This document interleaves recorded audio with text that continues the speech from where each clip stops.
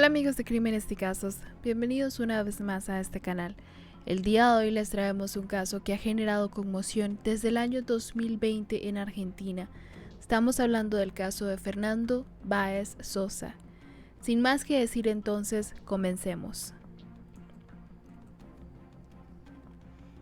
En la madrugada del 18 de enero del año 2020, alrededor de las 5 a.m., aún con la fresca brisa del amanecer, Graciela Sosa levantaba su teléfono con la impresión de quién podría estarla llamando a esas horas. Por su mente se le cruzó que quizás sería su hijo, pero al ver la pantalla y ver un nombre familiar, no lo pensó más y contestó. Era la madre de un compañero de su hijo, Fernando Báez. La voz al otro lado del teléfono temblaba y denotaba angustia. Inmediatamente, mientras la persona al otro lado empezaba a hablar, el corazón de Graciela empezaba a acelerarse y sentir que su cuerpo temblaba de la angustia. La señora le diría las palabras que se le grabarían tan vívidamente a Graciela. Fernando sufrió un accidente. ¿No te avisaron? Esa frase bastó para que Graciela comenzara a descontrolarse y rápidamente volteó hacia su esposo, que aún perplejo no entendía la reacción de ella. Graciela, aún conteniendo su nerviosismo, le diría a su esposo Silvino Báez: «Prepárate rápido que nos vamos». Mientras estos se alistaban, pensando que irían a buscar a su hijo y ver qué estaba pasando y que éste estuviera recibiendo los cuidados necesarios, porque lo único que sabían era que su único hijo había sufrido un accidente, más nada. Pero el teléfono sonó una vez más. Esta segunda vez hizo que el corazón de ambos se estrujara. Esta vez Silvino tomó el teléfono. Era un número desconocido. Al contestar, una voz masculina se hacía presente. Hacía que Silvino se cuestionara aún más qué podría estar pasando.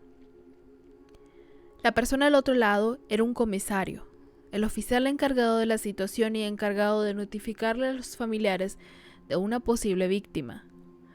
Rápidamente comenzó a preguntarle a Silvino sus datos personales para confirmar que estaba contactando a la persona indicada, a los padres de Fernando Báez Sosa. Mientras la llamada continuaba, una llamada que duraría unos pocos minutos pero que se sentirían eternos, la cara de Silvino cambiaba, al punto de mostrar una expresión de terror. Tras colgar y mirar la cara asustada de su esposa, que aunque ésta no gritara, su cara sí pedía con angustias que le dijera qué estaba pasando. Con voz entrecortada, Silvino exclamaría con desesperación: «Mataron a Fernando». Y en un estado de conmoción e incredulidad, Graciela se lanzaría contra Silvino, dándole golpes y gritando: «Decime que no es verdad». Ese pequeño cuarto presenciaría como dos padres perdían la mitad de su vida y partes de sus corazones se desvanecían. Los sollozos pegaban contra las paredes. Ese día perdían el rumbo de sus vidas. Su único hijo había perdido la vida y aún les faltaba conocer los horrores vividos por Fernando, que terminarían de rasgar a esta pequeña familia. Fernando Báez Sosa era un chico nacido en Argentina, Buenos Aires, el 2 de marzo del año 2001, y era el hijo único del matrimonio de Silvino y Gabriela. Ambos habían emigrado de Paraguay a Argentina, buscando nuevos horizontes que los ayudaran a establecerse y salir adelante y lograr formar su familia. Estos residían en el barrio porteño La Recoleta, en un edificio donde Silvino era el encargado y la familia entera era muy apreciada por todo el edificio. Aunque la situación económica no era abundante, Silvino y Graciela siempre pusieron la comodidad, felicidad y estudios de Fernando por sobre todo. Por esto, la niñez de Fernando fue cálida y feliz. Un chico vivaracho, encantador, fanático del fútbol, había crecido viendo sus muñequitos preferidos, animaciones de Disney, que hacían que se levantara los fines de semana alegre a ver sus películas favoritas, entre las cuales estaba Shrek. Tanto así que tenía un peluche de burro de la misma película de Shrek. Este peluche se convertiría en el juguete favorito de Fernando. De acuerdo a Graciela, eran inseparables. A medida que iba creciendo, sus gustos por el fútbol no paraban de crecer. Era un hincha de la selección argentina y fiel seguidor del Club Atlético Boca, y junto a su padre anhelaban presenciar un partido en el estadio La Bombonera. Fernando era muy sacrificado en el estudio. Se habría preparado para una beca en un colegio privado muy bueno durante 1 año y medio y quedaría entre 400 postulantes.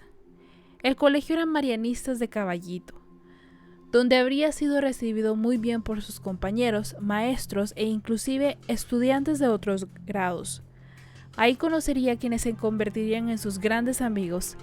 Terminaría siendo tutor de los más pequeños y hasta director de una obra de teatro contra la discriminación.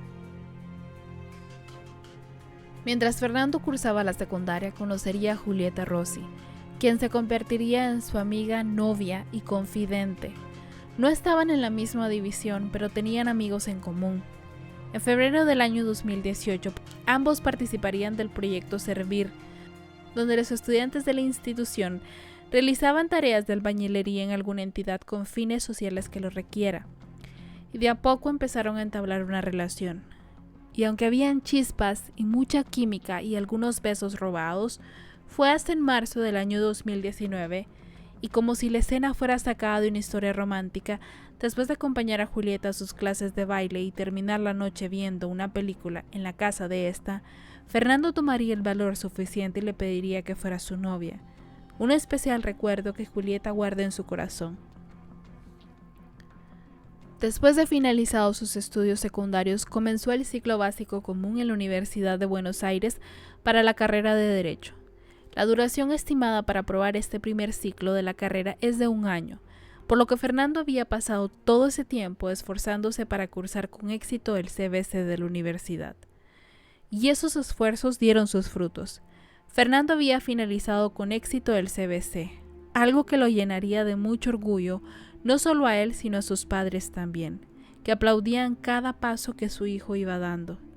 Miraban que aunque el cansancio y la fatiga del día a día les golpeara, no importaba porque su único hijo era más de lo que podían haber pedido. Es así como en enero del año 2020, Fernando y sus amigos planearon pasar un tiempo juntos para vacacionar y celebrar los logros obtenidos el año anterior. A ese viaje se uniría Julieta y sus amigas. Estos habían planeado viajar hasta Villa Gesell, una ciudad costera donde planeaban aprovechar lo máximo del lugar, de sus centros de entretenimiento y las playas que tanto caracterizan a la zona. Días antes de partir a Villa Gesell, Fernando había desarmado el arbolito de Navidad de su casa. A sus pies había sacado a bailar a su mamá y a su papá, los tres abrazados muy juntos. Lo que los tres no sospechaban es que sería el último baile de ellos. Con los ahorros de su trabajo, Graciela le compraría 2 boxers. Le preparó la ropa, le puso dinero en una caja de ibuprofeno. Para Gabriela, Fernando se merecía esas vacaciones luego de haber trabajado tanto para pasar el ciclo. El 16 de enero, Fernando y 7 amigos llegarían a la Villa Gesell. Estos se hospedaron en el hostal Hola Hola. Estos habían reservado 8 días en este hostal para salir el día 23 de enero. El 17 de enero se dirigieron a la playa a divertirse. Ese día el clima era inclemente, hacía mucho frío y las olas con su esplendor rompían en la playa con su característica fuerza.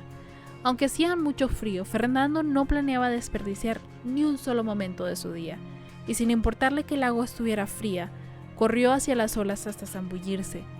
Le pedía a Julieta que se metiera con él. Esa dudó por unos segundos, pero al final decidió no meterse. El agua estaba muy fría y decidió esperar a Fernando en la orilla. Sentada contemplaba a Fernando mientras intercambiaban sonrisas y miradas cariñosas los dos. Al atardecer, lo que el grupo comentaba era si ir o no ir a pasar la noche en una fiesta, en una discoteca o boliche de la zona, pero al final decidieron que irían. Tenían que aprovechar esas tan planeadas vacaciones. Pasaron la noche tranquilos, mientras se alistaban para ir al boliche, a como ya le dicen a los bares o discotecas.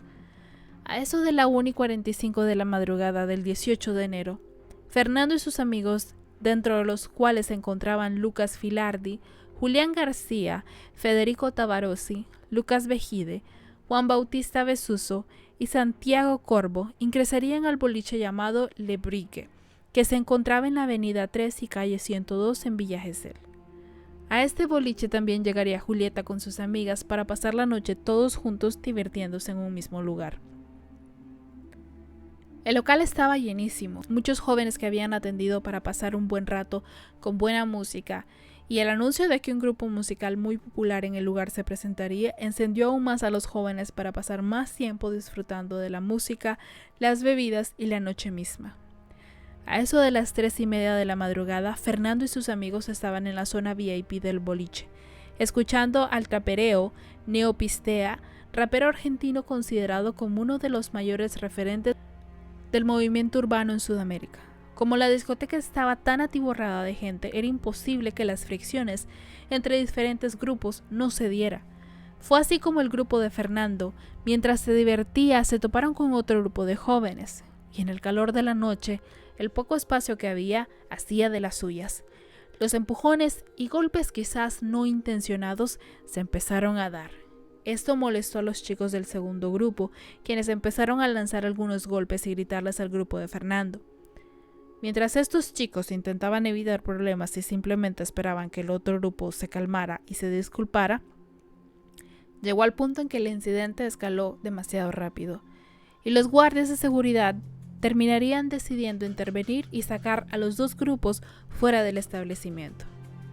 El otro grupo de chicos era un chico compuesto por jugadores de rugby provenientes de la ciudad de Zárate, que habían llegado a Villa Gesell a disfrutar de las vacaciones también. Este grupo estaba compuesto por 10 chicos, entre los que estaban Luciano Pertossi, Blasinali, Ciro Pertossi, Enzo Tomás Comelli, Juan Pedro Guarino, Alejo Milanesi, Máximo Pablo Thompson, Matías Benicelli, Artyom Michael Violas y Lucas Pertossi. Varios de ellos jugaban al rugby en el Club Náutico Arsenal Zárate. Luego de ser sacados de la discoteca, Fernando y sus amigos decidieron esperar a que el resto saliera del lugar, y mientras esperaban decidieron ir por unos helados. Mientras estos aún estaban esperando y platicaban no solo de lo sucedido, sino también de lo que había pasado toda la noche. Y aunque para ellos, para el grupo de Fernando, el incidente realmente ya había llegado hasta ahí, para el equipo de los jugadores de rugby, o rugbyers como se les conoce en Argentina, para ellos aún no había acabado. A eso de las 4:37 de la madrugada, Lucas y Ciro Pertossi, Máximo Thompson y Matías Benicelli pasaban caminando frente al boliche.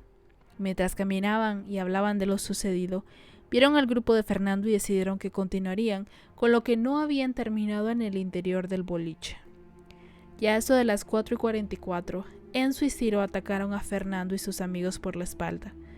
Luego de comenzar el ataque, el resto de los rugbyers se integraron a la pelea, siendo Ciro quien daría el primer golpe a Fernando y terminaría derribándolo. Era una escena difícil de presenciar, era un acto tan macabro, pensado y ejecutado por el grupo de los rugbyers, donde todo era un chiste para ellos. Lucas, antes de empezar a dar golpes, iba con su celular grabando el inicio de la pelea, para luego adentrarse en la pelea. Uno de los primeros golpes fue tan fuerte que terminó derribando a Fernando. Cuando éste se encontraba en el piso, en un estado completo de indefensión, eso no detuvo ni por un segundo a los atacantes, que siguieron golpeándolo. Uno de los que sería un miembro activo de la pelea sería Máximo, quien le propinaría varias patadas y golpes a Fernando, y usando frases que denigraban a este, le gritarían que se levantara y peleara, mientras Matías Benicelli le gritaba algo relacionado al incidente en el local.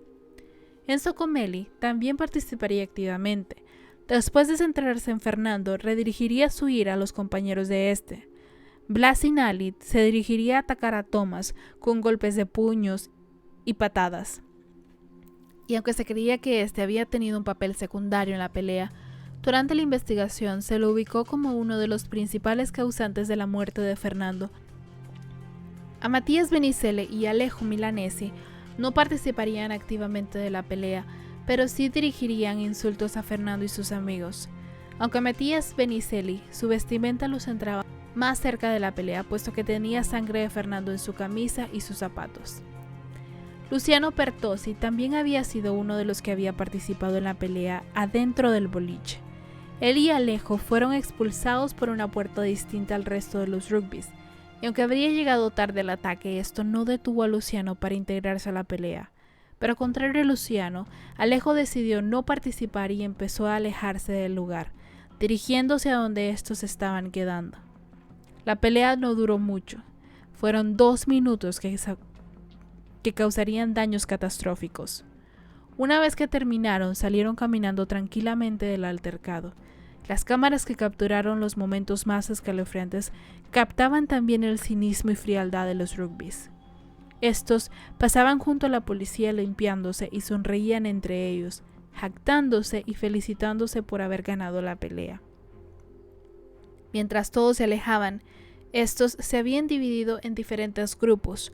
Unos habían ido a McDonald's a comer, otros simplemente se habrían dirigido hacia el hotel donde se hospedaban y otros, aún de manera más expectante, avisaban al resto de la conmoción que había generado y de que uno de los atacados había fallecido, saliendo así una de las palabras que más eco hizo en toda Argentina.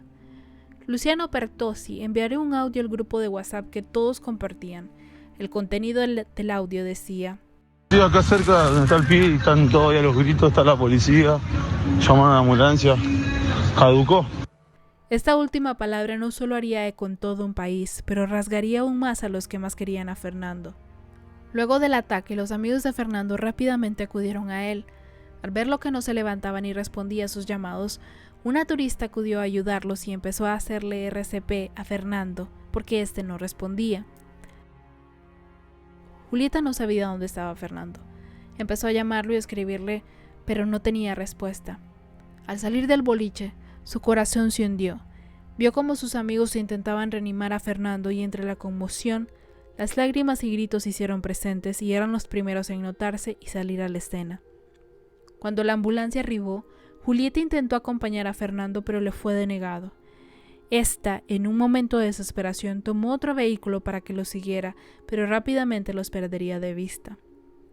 La ambulancia se dirigió al hospital de Villa Gesell y aunque rápidamente empezaron a darle la atención médica, poco tiempo después de su ingreso, los médicos que atendían la emergencia declararon la muerte de Fernando, que había llegado todavía inconsciente al hospital. Mientras esto pasaba, los patrulleros buscaban al grupo atacante. Al percatarse de la búsqueda, Máximo Thompson, Alejo Milanesi, Blas Sinelli y Artyom Violas aceleraron el paso y escaparon hacia el chalet donde estaban hospedándose, ubicado en la calle Alameda 203. El resto de los rugbyes se encontraban en la puerta de un supermercado, cuando 3 efectivos de la infantería los empezaron a interrogar. Estos, al ser interrogados, aseguraban no tener nada que ver con lo acontecido en el boliche. A la vez, la mayoría de los rugbyes escondían las manos en los bolsillos para que no les vieran las manos ensangrentadas o se denotaran los golpes y los moretones que estos habían dejado. Y como un acto abominable, Ciro Pertossi se chupaba los dedos para limpiarse la sangre que se había pasado del cuerpo de Fernando a sus manos. Debido a la cantidad de personas que fueron testigos visuales y, más importante, la cantidad de cámaras que habían captado el crimen, las autoridades empezaron rápidamente la búsqueda de los implicados. Simultáneamente, el país amanecía con una espantosa noticia e imágenes dantescas que se viralizaban incontrolablemente en plataformas como Twitter y YouTube, donde varias personas habían subido algunos de los videos que habían grabado el ataque. En los próximos días y semanas, la imagen de Fernando recorrería todo el país y traspasaría las fronteras. Alrededor de 1 hora y media después del ataque, quizás a las 6:06 de la mañana, de ese fatídico 18 de enero, el grupo de WhatsApp de los rugbyes se llenaba de mensajes y audios. Ciro Pertossi, rápidamente después de reconocer el asesinato de Fernando, enviaría un audio al grupo diciéndoles que de lo sucedido no se contara nada a nadie. Así comenzaba el pacto de silencio entre todos los culpables. Finalmente, luego de una incansable búsqueda y un rápido actuar por parte de las autoridades, un numeroso grupo de efectivos policiales llegó al chalet de Alameda 203. Ahí se encontraban los 10 integrantes del grupo de rugby. Rápidamente procedieron a leerles sus derechos y fueron detenidos y llevados a las instalaciones policiales. Antes de ser detenidos, en el grupo de WhatsApp, Ciro alertaría a sus compañeros que la policía estaba fuera y sería el mismo Ciro quien indicaría que el resto salieran. La puerta seguía sonando y sería Matías Benicelli quien abriría la puerta. Las autoridades al momento de la detención también registraron el chalet donde se hospedaban los atacantes, recolectando así zapatos, camisetas, pantalones y teléfonos celulares. Toda prueba y todo elemento que estuviese contaminado con lo que pareciera ser sangre serían colectados para su debido análisis. Paralelamente, el cuerpo de Fernando era sometido a una autopsia para determinar la causa oficial de su muerte.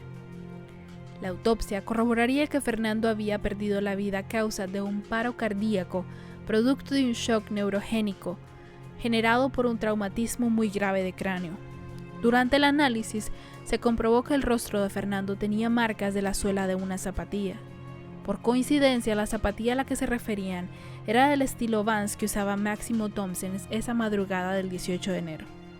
Posteriormente a las investigaciones y análisis de las pruebas, las autoridades corroborarían que la marca en la cara de Fernando había sido impresa por las zapatillas de Máximo. Tanto el rostro de Fernando revelaba este hecho, pero también las zapatillas tenían sangre de este en la suela. Asimismo, durante la autopsia, los forenses habrían colectado muestras de las uñas de Fernando, especialmente del dedo meñique izquierdo de este. Muestras que, tras ser analizadas y comparadas con las muestras de ADN de los atacantes, revelarían que eran de Blas Sinali. El cinismo de los implicados no paraba, y en un absurdo intento de salir de la acusación, todos apuntaron a un joven llamado Pablo Ventura, acusándolo como el principal atacante y único asesino. Debido a estas declaraciones, las autoridades dudaron y giraron una orden de detención en contra de Pablo, porque al investigar a Pablo habían descubierto que tenía un boleto de avión para viajar fuera del país y porque en los videos colectados de la zona alrededor del boliche se había visto un vehículo parecido al que usaba Pablo y su familia. Días más tarde, la justicia pudo comprobar que Ventura había estado cenando en un restaurante de su ciudad y que el viaje fuera del país que tenía planeado estaba agendado desde septiembre del año 2019, dejándolo entonces libre de todos los cargos. Al poco tiempo de comenzar el procesamiento de los implicados, a Juan Garino y Alejo Milanesi los dejarían en libertad, en condición de partícipes necesarios, dejando así una acusación en contra de 8 de los 10 rugbys. Desde el momento de su captura, los implicados permanecían detenidos. Días después, el juez de garantías solicitaría un cambio de acusación, dándole la carátula de homicidio doblemente agravado por concurso premeditado de 2 o más personas y alevosía. Todos fueron trasladados al penal de Melchor Romero. Durante este traslado se tenía previsto un análisis psicológico para los 8 implicados, pero se detuvieron debido a que estos se negaron a proceder porque no confiaban en las autoridades. El crimen de Fernando generó tantas reacciones: dolor, tristeza, pena, molestias y muchísimas más, por lo que este joven habría sufrido. El pueblo se volcó a apoyar a sus padres y clamar por justicia. Hubieron marchas multitudinarias, protestas pidiendo por justicia. La fecha del inicio del juicio oral se fijó para el 2 de enero del año 2023. Para los abogados demandantes, la cantidad de pruebas incriminatorias había sido de vital importancia para comprender qué fue lo que pasó esa fatídica madrugada. Desde la vestimenta, las cámaras de vigilancia, los videos de los celulares de los implicados y de los transeúntes que grabaron con sus teléfonos lo sucedido, ayudaron a las autoridades a trazar una línea de tiempo de todo lo sucedido y del nivel de complicidad e implicación de cada uno de los involucrados. Y bueno amigos, eso fue todo por el día de hoy. En el caso de Fernando, el día de hoy les trajimos quién era Fernando y qué fue lo que sucedió el 18 de enero. Estaremos trabajando en un segundo video para traer todo lo relacionado al juicio que se está ejecutando en este enero del año 2023. También estaremos al pendiente de cuáles serían los resultados de ese juicio, dado que todo el país está pidiendo y clamando por justicia y cadena perpetua que se le dé a estos 8 implicados. Si te gustó el contenido de hoy, no dudes en regalarnos un like, Si quieres darnos comentarios o referirnos a una información que no mencionamos y te gustaría que mencionemos en el próximo video, no dudes en dejar tu comentario en la sección de comentarios, te estaremos leyendo. Sin más que decir entonces, nos vemos hasta en otro video.